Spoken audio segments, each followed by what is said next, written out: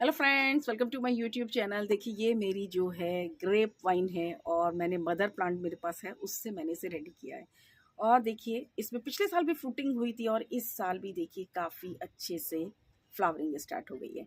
तो देखिए अक्सर क्या होता है, जब फ्लावरिंग हो गई है तो मैं ये भी शेयर करूँगी कि कैसे मैं इसे प्रिपेयर करती हूँ, कौन से फर्टिलाइज़र मुझे इसमें देती हूँ कि हर साल मुझे इतने अच्छे मीठे फल जो मिलते हैं, तो वो भी मैं आपके साथ इस वीडियो में शेयर करूँगी। साथ ही साथ जब इसमें फ्रूट सेट होने लग जाते हैं तो हमें कौन से फर्टिलाइजर देने, ये सारा कुछ इस वीडियो में आपके साथ शेयर करूंगी। वीडियोस पसंद आए तो प्लीज़ लाइक शेयर सब्सक्राइब जरूर कीजिए। और अभी भी बेटर टाइम है, इसे आप कटिंग के साथ ग्रो कर सकते हैं। और देखिए मैंने कटिंग से ही तैयार किया और काफ़ी अच्छे इसमें फ्रूट लगते हैं। कटिंग से आप लगाएंगे 1 साल बाद ही इसमें फल आ जाते हैं, लेकिन कटिंग के लिए एक ही थोड़ी सी हमारी शर्त होती है।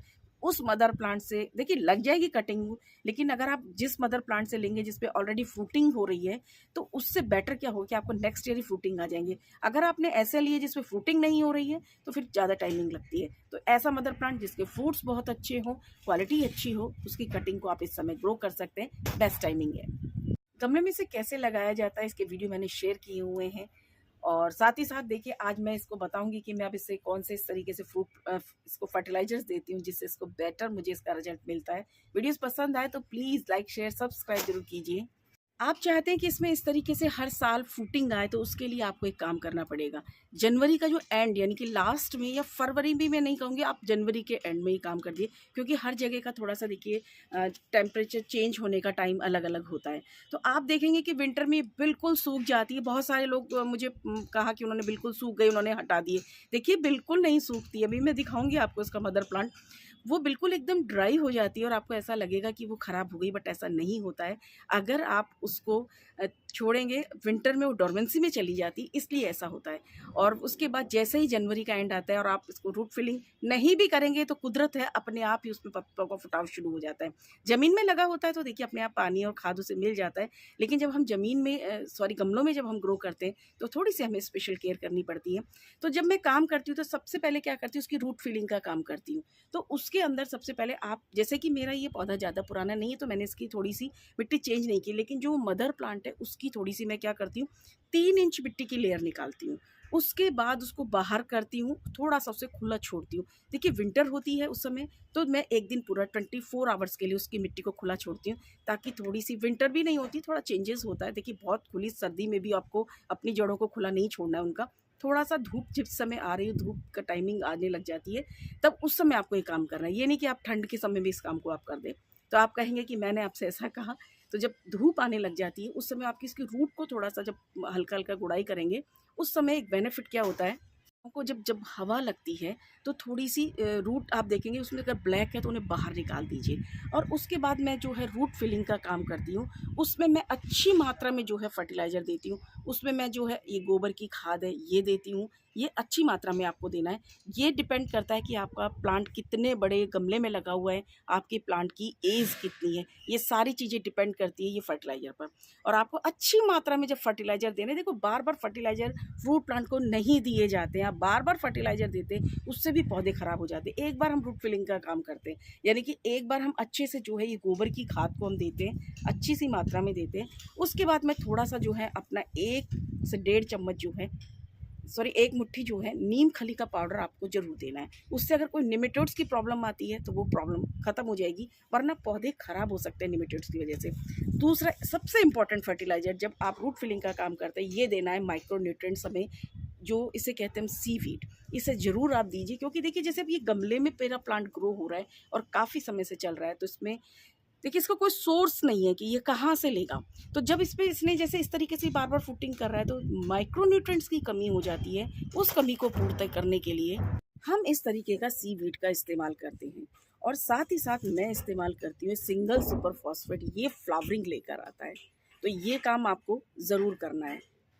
तो ये जो आप सिंगल, देखिए दोनों ही चीज़ें हमें ज़्यादा क्वांटिटी में नहीं देनी होती है। सीवीड भी हम 1 से डेढ़ चम्मच का इस्तेमाल करेंगे, और जो हमारा ये सिंगल सुपर फॉस्फेट है इसको भी हम 1 से डेढ़ चम्मच से ज़्यादा इस्तेमाल नहीं करेंगे। इसमें आप कुछ पीसेस जो है चॉक के भी ज़रूर डालिए, ताकि उससे क्या होता है कि जब हम चॉक के पीसेस इस्तेमाल करते हैं तो कैल्शियम की पूर्ति भी वो करता है। ये काम करना है आपको। उसके बाद जो हमने मिट्टी थोड़ी सी बाहर निकाली थी, अच्छे से फर्टिलाइज़र को आपको मिक्स करने हैं और उसके बाद अपनी मिट्टी को इसमें डाल देना है। उसके बाद जो मिट्टी आपने बाहर निकाली, अगर आपका प्लांट 3 से 4 साल पुराना हो गया है, तो मिट्टी को आप थोड़ा-सा, जो 2 से 3 इंच की मिट्टी हमने बाहर निकाली है, उसे हम दूसरी नई मिट्टी से फिल अप कर देंगे, तो हमारी मिट्टी भी चेंज हो जाएगी। और उसके बाद एक डीप वाटरिंग कीजिए।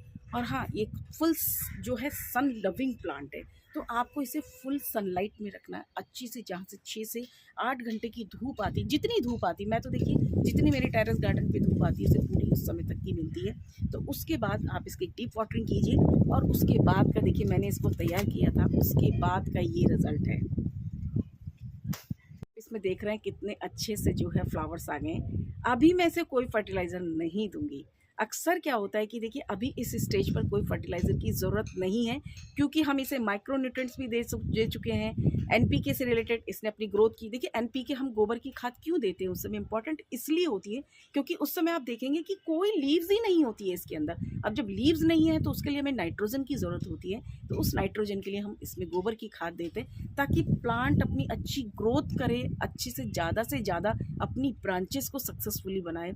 तब उसके बाद जो है, अब इसके बाद देखिए जैसे अभी तो ये फ्लावरिंग आ रही है, ये फ्लावर्स बनेंगे अभी, उसके बाद इसके अंदर जो है फ्रूट सेट होंगे। तो उसके लिए देखिए उसके बाद मैं आपके साथ ज़रूर शेयर कर रही हूँ, क्योंकि देखिए इस वीडियो में मैं ये भी आपके साथ शेयर करूँगी कि मैं उसके बाद उसे क्या देती हूँ। जैसे कि देखिए ये फ्लावर्स बनेंगे, उसके बाद जब फ्लावरिंग इसमें कंप्लीट हो जाएंगी, उसके लिए देखिए फ्लावर्स प्लांट को आप ज़रूर लगाइए, ताकि पॉलिनेटर्स ज़्यादा से ज़्यादा आ जाएँ। देखिए अभी मुझे थोड़ी देर में ऐसा होगा कि मुझे यहाँ बैठना मुश्किल कर देते, इतनी हनी बीज़, इतने जो भंवरे होते हैं इतने ज़्यादा आते हैं कि मुझे बैठने नहीं देते हैं, बिल्कुल भी वीडियो भी नहीं बनाना मुश्किल हो जाता है मेरे लिए। तब जब इसमें जब जैसे जैसे ये फ्रूट सेट होंगे, तब हम इसे एक ऐसा फर्टिलाइज़र मैं आपके साथ शेयर करती हूँ, आप देंगे तो बंचेस अच्छे बनेंगे, ग्रोथ अच्छी होगी, फ्रूट्स अच्छे सेट होंगे। ये सारा कुछ मैं अभी आपके साथ, वो फर्टिलाइज़र भी मैं आपके साथ शेयर करूँगी। अभी हालाँकि मैं इस स्टेज पे मैं उसे नहीं दूँगी, मैं आपके साथ उसको शेयर कर रही हूँ जब मेरे यहाँ फ्रूट सेट हो जाएँगे इसके अंदर। अभी तो फ्लावरिंग स्टेज पर है हमारा ये। कि फ्रेंड्स, ये फर्टिलाइज़र का मैं इस्तेमाल करती हूँ। और ये देखिए क्या होता है, अक्सर आपने देखा होगा कि कई बार बहुत सारे लोगों के साथ प्रॉब्लम होती है कि उनके जो फ्रूट्स सेट तो हो जाते हैं छोटे-छोटे, बट ड्रॉप आउट हो जाते हैं। तो ये एक फर्टिलाइज़र है जिसमें बोरोन की मात्रा अच्छी होती है, क्योंकि जो ये फ्रूट्स गिरते हैं ना, माइक्रो न्यूट्रिएंट्स की कमी की वजह से गिरते हैं। हालाँकि देखिए मैंने स्टार्टिंग में इसको सीवीड दिया था, उससे इसकी काफ़ी हद तक प्रॉब्लम सॉल्व हो जाती है, नहीं गिरते हैं। बट एक बार इस स्टेज पर जब फ्रूट सेट हो जाएँगे, तब भी हमें एक फर्टिलाइज़र देना होगा। देखिए मेरे पास ये फर्टिलाइज़र है, इसलिए मैं इसे दे रही हूँ। अगर आपके पास नहीं है, ये बोरॉन से रिलेटेड फर्टिलाइज़र आते हैं जिसमें बोरॉन की अच्छी मात्रा होती है, माइक्रो न्यूट्रिएंट्स होते हैं, जिंक है, मैग्नीज़ है, आयरन है, कॉपर है, ये सारे प्लांट्स के लिए बहुत कम मात्रा में ज़रूरत होती है। देखिए जैसे मैं इसे कहूँ कि मेरा ये जो प्लांट है, इसे 1 चम्मच से ज़्यादा की ज़रूरत नहीं है, तो मैं वही देती हूँ। अगर आप देखिए बहुत सारे लोगों के, मैंने पहले भी ये वीडियो एक बार डाला था, तो बहुत सारे लोगों ने कहा कि हमारे पास ये नहीं है या हम कहाँ से खरीदें। तो देखिए नहीं, और ये चीज़ आप सोच रही है पूरी तरह से ऑर्गेनिक है, बिल्कुल भी केमिकल नहीं है। तो अगर आपके पास ये नहीं है, तो इसके ऑप्शन में मैं एक फर्टिलाइज़र आपके साथ शेयर करूँगी जो मैं बहुत ज़्यादा इस्तेमाल करती हूँ, वो सीवीड है। उसको भी आप इस्तेमाल कर सकते हैं अगर आपको ये मिल जाता है। देखिए वैसे तो खाद बीज की दुकान पर जाएंगे या ऑनलाइन पर आप करेंगे, तो बोरॉन से रिलेटेड अगर फर्टिलाइज़र आप देखेंगे तो आपको मिल जाएगा। अगर नहीं है तो आप सीवीड का इस्तेमाल कर सकते हैं, वो भी एक बेटर ऑप्शन है। ये सीवीड है, बेस्ट है ये। मैं अगर ये कहूँ कि इसे आप प्लीज़ ज़रूर रखिए अपने पास। अगर आप फ्रूट प्लांट लगाते हैं तो ये आपके पास होना ही चाहिए। लिक्विड और सॉलिड दोनों ही फॉर्म में आता है। मैं अक्सर सॉलिड फॉर्म में रखती हूँ, क्योंकि मैं सॉइल प्रिपरेशन करती हूँ तब इसका काफ़ी इस्तेमाल करती हूँ। तो मेरे हालांकि प्लांट्स में है, बट फिर भी देखिए जब प्लांट ग्रोथ पीरियड पे होता है, यानी कि फ्रूट सेट होंगे, तो काफ़ी अच्छे लगे, तो इस फर्टिलाइज़र को यूज़ कीजिए। अब देखिए जैसे फ्लावरिंग स्टेज पर है हमारा प्लांट, तो आपको क्या करना है, पानी कम देना है, बंद नहीं करना है। मैं बहुत वीडियोज़ में इस बात को कहती हूँ, कई लोग कहते भी हैं कि मैं बार-बार रिपीट करती हैं, बट वो मेरा थोड़ा-सा एक टीचिंग का प्रोफ़ेशन रहा, तो मुझे जो मेन पॉइंट्स होते हैं ना, उसे मार्क करना जिसे कहते हैं, वो आदत है। तो इसीलिए मैं बार-बार कहती हूँ कि पानी इस स्टेज पर बंद नहीं करना है, मिट्टी आपकी सूखनी नहीं चाहिए, आपको लगे हल्की-सी मिट्टी। अब देखिए इस समय मौसम काफ़ी चेंज हो रहा है, इसका आपको ध्यान रखना पड़ेगा, यानी कि धूप एकदम से तेज़ी से ज़्यादा बढ़ रही है, तो इस चीज़ का आपको ध्यान रखना है। और जैसे ही फ्रूट सेट हो जाएँगे, पानी अच्छी सी मात्रा में देना है। देखिए जब आप मिट्टी अच्छी प्रिपेयर करते हैं, पॉट अच्छे से रेडी करते हैं, तो जो भी एक्स्ट्रा वाटर होता है ना ड्रेन आउट हो जाता है। अगर आपको लगता है जब आपके फ्रूट सेट हो जाए, मतलब छोटे छोटे फल बनने शुरू हो जाए, इस स्टेज पे तो कोई स्प्रे आप ना करें, उस समय आप इस पर स्प्रे कर सकते हैं। कोई भी नीम ऑयल का स्प्रे करना चाहिए, क्योंकि देखिए क्या होता है कि मैं ना स्प्रे 2 स्टार्टिंग में करती हूँ, हमेशा कहती हूँ मेरे 2 इम्पॉर्टेंट स्प्रे हैं। वो मैं करती हूँ जब जनवरी के महीने में, जब मेरा पौधा मैं फ्रूटिंग के लिए रेडी करती हूँ, यानी कि उसे फ्रूट फिलिंग का काम करती हूँ। एक मैं नीम ऑयल का स्प्रे करती हूँ और साथ ही साथ एक मैं फंगीसाइड का स्प्रे करती हूँ। दोनों स्प्रे करती हूँ, उससे मेरे प्लांट को बाद में देखिए कोई ज़रूरत ही महसूस नहीं होती। बिल्कुल है, आप देख रहे हैं कि इस तरीके से ये हेल्दी प्लांट है। तो आप इस तरीके से अपने पौधे को प्रिपेयर कीजिए, बेटर टू बेटर आप जो है इससे आप फ्रूटिंग ले पाएंगे। अब मैं आपको जो है अपना मदर प्लांट भी दिखाती हूँ, वो कई सालों से मेरे यहाँ पर कंटिन्यूस फ्रूटिंग कर रहा है। फ्रेंड्स, ये जो है मदर प्लांट है, इसे हालांकि मुझे इसकी रिपोर्टिंग करनी है, इसकी वजह से इसमें फ्रूट सब कम लगे हैं, क्योंकि इसका रूट बाउंड हो चुका है और थोड़ी सी मेरी पर्सनल प्रॉब्लम्स रही थी, सर्जरी की वजह से मैं नहीं कर पाई थी इस बारिश में। अब देखिए इसकी देख रहे हैं आप, ये बिल्कुल ऐसी आपको लगेगी कि सूख गई है, बट हर बार इसी तरीके से फुटाव लेती है। इसे आप देखिए कटिंग को पानी में ग्रो कर सकते हैं, मैंने इसका एक वीडियो शेयर किया था। पानी में कोई ख़राब नहीं होती है कटिंग, पूरे साल आप कभी भी कटिंग को ग्रो कर सकते हैं। तो ये सारा कुछ इन्फॉर्मेशन मैंने अपनी तरफ से डाली। अगर आपके और भी कोई क्वेश्चंस है तो आप मुझसे पूछ सकते हैं। वीडियोस पसंद आए तो प्लीज़ लाइक शेयर सब्सक्राइब जरूर कीजिए। Thank you.